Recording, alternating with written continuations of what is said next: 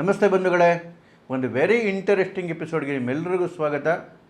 ದಯಮಾಡಿ ಹೆಚ್ಚಿನ ಚಂದ್ರಶೇಖರ್ ಯೂಟ್ಯೂಬ್ ಚಾನಲನ್ನು ಸಬ್ಸ್ಕ್ರೈಬ್ ಮಾಡಿಸಿ ಬೆಲ್ ಬಟನನ್ನು ಪ್ರೆಸ್ ಮಾಡಿ. ಪಿಕ್ಚರ್ ಅಭಿ ಬಾಕಿ ಹೈ, ಗೇಮ್ ತೂನೆ ಶುರು ಕಿಯಾ ಹಮ್ ಉಸೆ ಖತಮ್ ಕರೆಂಗೆ. ಅಬ್ಬಬ್ಬಬ್ಬಬ್ಬಬ್ಬ, ಅಲ್ಲೊಬ್ಬ ಹಂದಿ ಬಂಗಾಲದಲ್ಲಿ ಏನೇನು ಡೈಲಾಗ್ ಹೊಡಿತಿದ್ದ, ಫುಲ್ಲು ಫಿಲಮ್ ಡೈಲಾಗ್ಗಳು. ಆ ಹಂದಿ ಹೆಸರು ಜಹಂಗೀರ್ ಖಾನ್. ನೋಡಿ, ಈ ಕಲ್ಕತ್ತಾದ ಹತ್ರ ದಕ್ಷಿಣ 24 ಪರಗಣ ಅಂತೇಳಿ ಜಿಲ್ಲೆ ಇದೆ. ಅದು ಕಲ್ಕತ್ತಾಗೆ ಹೊಂದ್ಕೊಂಡಂಗೆ ಇದೆ. ಇದರಲ್ಲಿ ಫಾಲ್ಟಾ ಅಂತ ಒಂದು ಕಾನ್ಸ್ಟಿಟ್ಯೂನ್ಸಿ. ಆ ಕಾನ್ಸ್ಟಿಟ್ಯೂನ್ಸಿನಲ್ಲಿ TMC ಕ್ಯಾಂಡಿಡೇಟ್ ಆಗಿದ್ದವನು ಅಭಿಷೇಕ್ ಬ್ಯಾನರ್ಜಿಯ right hand, blue eyed boy Jahangir Khan. ಯಾಕೆ ಈ ಕಾನ್ಸ್ಟಿಟ್ಯೂನ್ಸಿ ಭಾಳ ಇಂಪಾರ್ಟೆಂಟ್ ಅಂತ ಹೇಳಿದ್ರೆ, ಇದು ಡೈಮಂಡ್ ಹಾರ್ಬರ್ ಲೋಕಸಭಾ ಕಾನ್ಸ್ಟಿಟ್ಯೂನ್ಸಿ ಒಳಗೆ ಬರ್ತಿರ್ತಕ್ಕಂಥ ಒಂದು ಕಾನ್ಸ್ಟಿಟ್ಯೂನ್ಸಿ. ಈ ಡೈಮಂಡ್ ಹಾರ್ಬರ್ನ MP ಯಾರು ಗೊತ್ತಾ? ರಾಕ್ಷಸಿಯ ಅಳಿಯ, ನರರೂಪದ ರಾಕ್ಷಸ ಅಭಿಷೇಕ್ ಬ್ಯಾನರ್ಜಿ. ಅಭಿಷೇಕ್ ಬ್ಯಾನರ್ಜಿ ಅಂತೇಳಿದ್ರೆ ನಿಮಗೆ ಗೊತ್ತು, ಎಂತಹ ರೌಡಿಸಮು ಅವನು ಸಾಕಿದ್ದಂತಹ ರಾಕ್ಷಸ ಪಡೆ. ಆ ರಾಕ್ಷಸ ಪಡೆಯಲ್ಲೆಲ್ಲ ಒಬ್ಬ ದೊಡ್ಡ ರಾಕ್ಷಸ ಅಂತೇಳಿದ್ರೆ ಇವನು ಜಹಂಗೀರ್ ಖಾನ್. ಇವ್ರು ಮಾಡ್ದಿರೋ ಅನಾಚಾರಗಳಿಲ್ಲ, ಇವ್ರು ಮಾಡ್ದಿರೋ ಅತ್ಯಾಚಾರಗಳಿಲ್ಲ. ಫಾಲ್ಟಾ ಕಾನ್ಸ್ಟಿಟ್ಯೂನ್ಸಿನ ಹೆಂಗೆ ಭಯಪಟ್ಟು ಇಟ್ಕೊಂಡಿದ್ರು ಅಂತ ಹೇಳಿದ್ರೆ ನೋಡಿ, ಎಲೆಕ್ಷನ್ ಕಮಿಷನ್ನು ಅಜಯ್ ಪಾಲ್ ಶರ್ಮಾ ಅಂಥೇಳಿ ಒಬ್ಬ ಎನ್ಕೌಂಟರ್ ಸ್ಪೆಷಲಿಸ್ಟು. ನೀವು ಕೇಳಿರ್ಬೇಕು ಇವ್ರ ಹೆಸರನ್ನ. ಉತ್ತರ ಪ್ರದೇಶದವರು ಸುಮಾರು 100ಕ್ಕಿಂತ ಹೆಚ್ಚು ಎನ್ಕೌಂಟರ್ಗಳು ಮಾಡಿದ್ದಾರೆ. ಸಿಂಗಮ್ ಅಂತಾರೆ ಜನ ಇವ್ರನ್ನ ಎಲೆಕ್ಷನ್ ಕಮಿಷನ್ ಪೊಲೀಸ್ ಅಬ್ಸರ್ವರ್ ಆಗಿ ನೇಮಕ ಮಾಡ್ತು. ವಿಶೇಷವಾಗಿ ಈ ಸೌತ್ 24 ಪರಗಣ ಡಿಸ್ಟಿಕ್ ಇದೆಯಲ್ಲ, ಇಲ್ಲಿಗೆ ಅವ್ರನ್ನ ಜೋಡಿಸ್ತು ವಿಶೇಷವಾಗಿ. ಯಾಕೆ ಅಂತ ಹೇಳಿದ್ರೆ, ಆ ಇಡೀ ಜಿಲ್ಲೆನೇ ಈ TMC ಗುಂಡಗಳ ಅನಾಹುತಕ್ಕೆ, ಅನಾಚಾರಕ್ಕೆ ಅತಿ ಹೆಚ್ಚು ಒಳಗಾಗಿದ್ದಂತಹ ಜಿಲ್ಲೆ.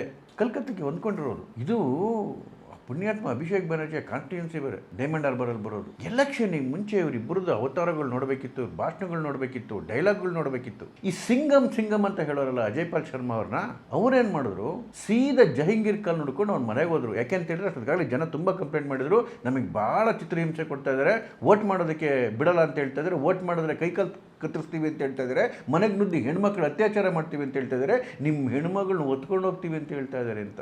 ಅವನ ಮನೆಯವರು, ಅವ್ರ ಗುಂಡಗಳು ಈ ಕೆಲಸಗಳು ಶುರು ಮಾಡಿದರು. ನೀವು ಓಟ್ ಹಾಕಬಾರ್ದು, ಓಟ್ ಹಾಕರೆ ಜಹಂಗೀರ್ ಖಾನ್ಗೆ ಹಾಕಬೇಕು, ಇಲ್ಲ ಅಂತ ಹೇಳಿದ್ರೆ ಮನೆಗೆ ನುಗ್ಗಿ ನಿಮ್ಮ ಹೆಣ್ಮಗಳನ್ನ ಹೊತ್ಕೊಂಡು ಹೋಗ್ತೀವಿ. ಒಬ್ಬ ಸ್ಕೌಂಡಲ್ ಹೇಳಿದ, ನಿಮ್ಮ ಮಗಳು ಬಸರಿ ಆಗ್ತಿಲ್ಲ ಇಷ್ಟರಲ್ಲೇ ಅಂತೇಳಿ ಮನೆಗೆ ನುಗ್ಗಿ.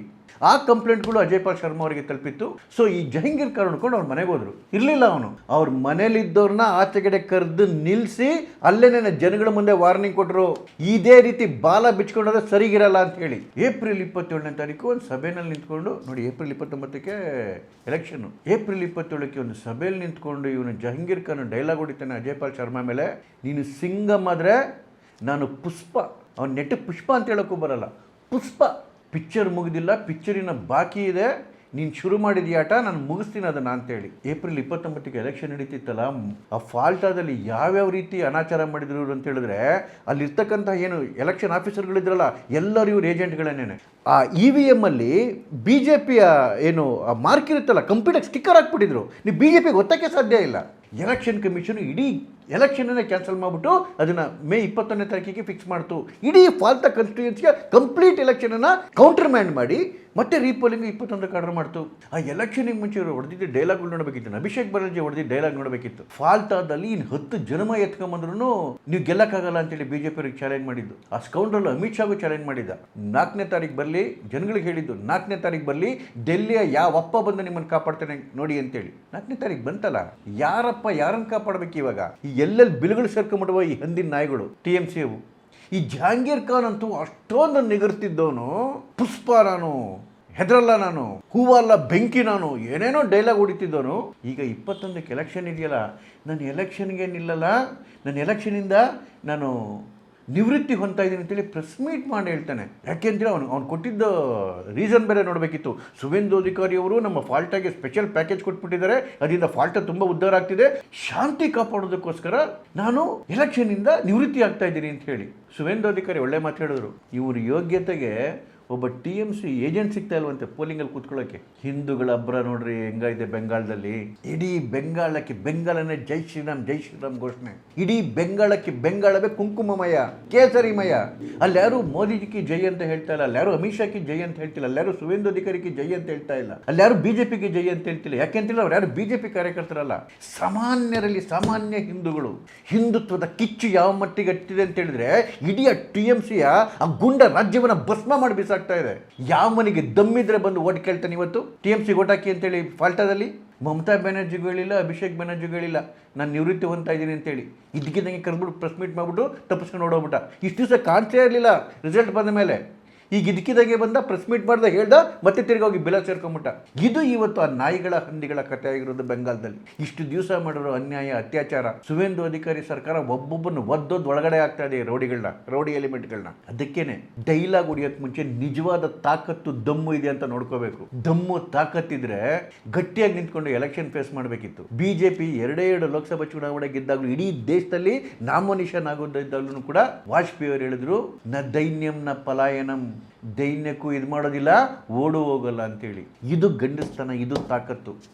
ಈ ರಣ ಹೇಡಿಗಳಿಗೆ ಎಲೆಕ್ಷನಲ್ಲಿ ಸರ್ಕಾರ ಬೇರೆಯವ್ರು ಬಂದಿದೆ ಅಂತಿದ್ದಂಗೆನೆ ಇವ್ರಿಗೆಲ್ಲ ಆಫ್ ಆಗೋಗ್ತವೆ ಅಂತ ಹೇಳಿದ್ರೆ, ಎಲೆಕ್ಷನ್ ಬಿಟ್ಟು ಓಡೋಗ್ತಾರೆ ಅಂತ ಹೇಳಿದ್ರೆ ಇವ್ರನ್ಯಾರಾದ್ರೂ ಗಂಡಸು ಅಂತಾರೇನ್ರಿ? ಇಂಥ ಅರ್ಧಂಬರ್ಧವಕ್ಕೆ ಪುಷ್ಪ ಡೈಲಾಗ್ ಬೇರೆ, ಸಿಂಗಮ್ ಮೇಲೆ ಚಾಲೆಂಜ್ ಬೇರೆ, ಅಮಿತ್ ಶಾ ಮೇಲೆ ಚಾಲೆಂಜ್ ಬೇರೆ. ನೆಕ್ಸ್ಟ್ ಎಲೆಕ್ಷನ್ ಅಷ್ಟೊತ್ತಿಗೆ TMC ಇರುತ್ತಾ ಇಲ್ವ ಅನ್ನೋದೇ ಗೊತ್ತಿಲ್ಲ ರೀ. ಈಗ ನೋಡಿ, ಮೊನ್ನೆ ಮಮತಾ ಬ್ಯಾನರ್ಜಿ ಮೀಟಿಂಗ್ ಕರೆದಾಗ 15 ಜನ MLAಗಳೇ ಅಟೆಂಡ್ ಆಗಿಲ್ಲ. ಅಟೆಂಡ್ ಆದವರು ಕೂಡ ಅಭಿಷೇಕ್ ಬ್ಯಾನರ್ಜಿ ಮೇಲೆ ತಿರುಗಿ ಬಿದ್ದವ್ರೆ, ಜಹಂಗೀರ್ ಖಾನ್ ಮೇಲೆ ತಮಾಷೆ ಮಾಡ್ಕೊಂಡು ನಕ್ಕವ್ರೆ. ಲೋಕಸಭೆ ಮೆಂಬರ್ಸ್ ಮೀಟಿಂಗ್ ಕರೆದ್ರೆ ಅದರಲ್ಲೂ ಭಾಳಷ್ಟು ಜನ ಹೋಗಿಲ್ಲ. ಮುಂದಿನ ಚುನಾವಣೆ ಅಷ್ಟೊತ್ತಿಗೆ TMCನೇ ಇರಲ್ಲ. ಯಾಕೆ ಅಂತ ಹೇಳಿದ್ರೆ ಅದು ನಿಂತಿದ್ದೇನೆ ಗೂಂಡಾ ರಾಜ್ಯದ ಸಾಮ್ರಾಜ್ಯದ ಮೇಲೆ. ಇವತ್ತು ಇಡೀ ಸಾಮ್ರಾಜ್ಯ ಕುಸಿದು ಬಿದ್ದಿದೆ. ಕಟ್ಮನಿ ಸಿಗ್ತಾ ಇಲ್ಲ, ದಂಧೆ ಮಾಡೋಕ್ಕಾಗ್ತಾ ಇಲ್ಲ, ದರೋಡೆ ಮಾಡೋಕ್ಕಾಗ್ತಾ ಇಲ್ಲ. ಸಿಕ್ದವ್ರನ್ನ ನಾಯಿ ಕಿರ್ದಂಗೆ ಕೇಳ್ತಾ ಇದ್ದಾರೆ ಪೊಲೀಸವರು. ಅಲ್ಲಿ ರಾಮರಾಜ್ಯ ನಿರ್ಮಾಣ ಆಗ್ತಾ ಇದೆ. ರಾಮರಾಜ್ಯ ನಿರ್ಮಾಣ ಆದಾಗ ರಾಕ್ಷಸರಿಗೆ ಜಾಗನೇ ಇರಲ್ಲ. ಅದರ ಮೊದಲ ಉದಾಹರಣೆ ಫಾಲ್ಟಾದಿಂದನೇ ಶುರುವಾಗಿದೆ. ನಮಸ್ಕಾರ.